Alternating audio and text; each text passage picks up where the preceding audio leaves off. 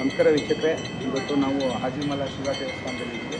ಗಂಗಾಧರೇಶ್ವರನ ಒಂದು ಬೃಹದಾಕಾರದ ಒಂದು ವಿಗ್ರಹವನ್ನು ನಿರ್ಮಾಣ ಮಾಡಿದ್ದಾರೆ.